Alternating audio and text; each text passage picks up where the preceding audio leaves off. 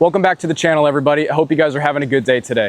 If you guys watched last week's video, it was, should I buy a 6.7 Cummins? And in that video, I promised you guys that I'm gonna be making a video on things to look for and watch out for when buying a used 6.7 Cummins, or in this video, really pertains to any current diesel truck in the making right now. Before we get into the video, I just wanna remind you guys that I have a giveaway going on right now.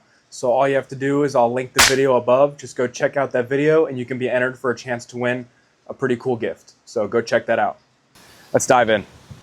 First thing you want to do when you go to look at a diesel truck is make sure you are the one that turns it on for the first time when it's still cold. These diesels, they love to start when it's warm, and they usually hide their problems once they're already warmed up. They thrive with heat. So when they're cold out, a lot of their problems will arise, whether it be rough starting, rough idle when it's cold, surging, idle is bouncing up and down when it's idling when it's cold. Whatever the case may be, you always want to try to be the first person to start the truck when it's cold. A lot of times people will try to hide things from you if you're coming to buy it used, and they'll either have it running when you get there, that way you didn't get to see it turn on, or whatever. So it's always make sure that you're the first one to see it start cold. So you just go in, and I always like to let the key prime for a minute, let everything stop, and turn it on. So it started up quick. I didn't notice any issues. The dash looks good. Everything seems to be in working order. It's idling smoothly. We'll go from there. On to step number 2. All right, guys, now that you're sitting in the truck with it turned on, you're gonna wanna take a look at the RPMs. You wanna make sure that they're not bouncing around. You wanna make sure that they're staying smooth and at idle. Don't pay any attention to that check engine light. That's just my turbo code right now. The actuator went out, but we'll get to that here later in the video. Once you let it sit here and warm up for a little bit, you wanna slowly take the accelerator pedal and accelerate to roughly 2,000 RPMs. And what this is gonna be checking for is leaky or stuck injectors.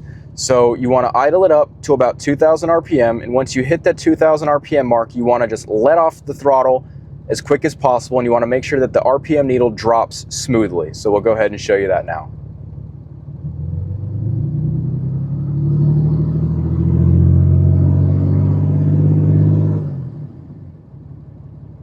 See how it came down smooth?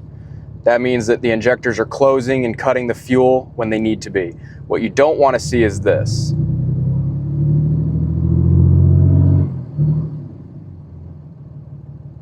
See how it hesitated on the way down? That means the injector could be letting a little bit more fuel into the cylinder after you've already cut the fuel, which means it's leaking by just a hair. That's just something to watch out for. Injectors are not cheap, so just keep in mind for that. On to step number 3. All right, 2 things. Once you're done making sure it idles smoothly, you want to go stand by the exhaust pipe. You want to make sure that you don't smell anything sweet. A sweet smell coming from your exhaust is usually antifreeze, coolant, whatever you want to call it. It could be leaking head gasket, or it could be leaking EGR cooler. So make sure that the exhaust doesn't smell sweet. If you're going to take a look at a truck with a friend, see if your buddy can get in the truck and give the truck some revs. You want to make sure that there's no smoke coming out of the exhaust. Black smoke in a little bit, if it's a deleted truck, is okay.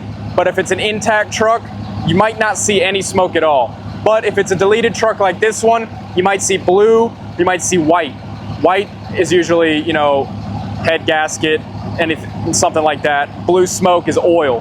So you just want to keep in mind the color and the smell that's coming out of the exhaust pipe. On to the next one. We're gonna pop the hood. We're gonna check for blow-by. To check for blow-by, you're gonna go to your oil fill cap. You're gonna remove the fill cap, and you're gonna take it and turn it upside down and put it on top of the fill hole. It should stay still. It may vibrate off, that's okay. But what you don't wanna see is this. What that means is there's excess pressure built up in the crankcase from worn piston rings.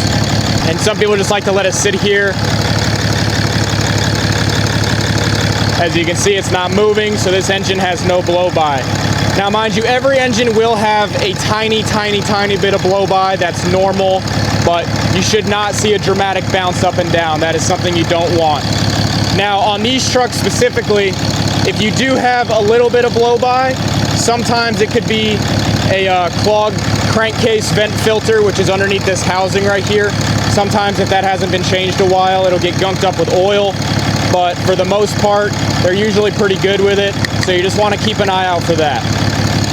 All right, after you guys got done taking a look at everything else that we went over, you want to leave the hood open, and you want to check this upper radiator hose. It might be a little warm, so be careful, but you want to give it a squeeze. You want to make sure that you can squeeze it no problem. You want to make sure that it squeezes. You know, you'll feel water in it, but you want to make sure it's not hard. If it's hard, that means you have exhaust gases built up inside of your cooling system, which could either mean a leaking EGR cooler if the vehicle's not deleted, or it could be a leaking head gasket getting pressure into your cooling system. But make sure it's not hard.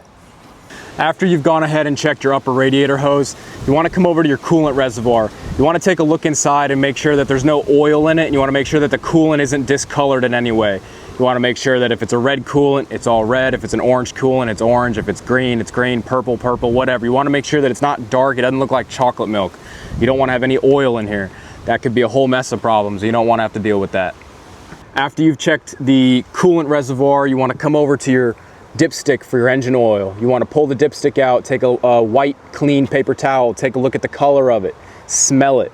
Does it smell like coolant? Does it smell sweet? It should smell like oil. But make sure that it's oil, make sure there's no water in it, make sure it doesn't look, make sure it looks like oil. If you're buying a truck and, you're mechanically inclined, you should know what oil looks like. Make sure it looks like oil. Don't buy it if it's water. It's down here on these trucks specifically, not sure if you can really see it, but right here, you have your turbo actuator. This is a VGT turbo on the 6.7 Cummins. They are notorious for going bad. Mine is actually bad right now. That's why I have a check engine light on the dash. I have it unplugged so I can still drive. These trucks have an exhaust brake. You want to make sure when you test drive these trucks that you test the exhaust brake. Make sure it works. If it doesn't work, you could have an issue with the actuator or the turbo itself. A lot of times the vanes on these turbos will get stuck open or stuck closed, and that could be another issue. I'm currently dealing with that now, and it's not a very cheap fix. So make sure you test the exhaust brake on your test drive before you buy it. The last thing under the hood we're going to take a look at is oil leaks. You want to make sure that nothing's leaking oil. Now, if you see a little bit of dirt grime built up like this, that's okay. These are dirty engines. You're going to have a little bit of stuff here and there, but you don't want to see any clean oil streaks anywhere. Clean oil streaks means that you're currently actively leaking oil, and you don't want to have to really deal with that. Now, you could use it as a negotiating tactic if you're buying a truck and you're mechanically inclined and you're going to work on it and fix it up, whatever. You could do that. But for anyone who's looking to just have like a turnkey truck and go, make sure you don't see any oil leaks. Make sure everything looks clean. Make sure everything looks good. Just take an overall look under the hood and make sure everything looks okay. One last thing before I let you guys go. If you're buying a four-wheel drive truck, make sure before you leave that the four-wheel drive works. Make sure it engages into 4 high and 4 low if it has. I've seen too many people buy trucks and they check 4 high, but they go home and need 4 low, and 4 low doesn't work, it doesn't engage, or it just clicks. Make sure that all ranges of your four-wheel drive work before you buy it. Again, like I said before, with under the hood, you can use that as a negotiation tactic. So if a four-wheel drive doesn't work, you might be able to knock some money off if you know it's an easy fix, like an actuator or something. But again, if you're looking for a turnkey truck, make sure the four-wheel drive engages and works properly like it should.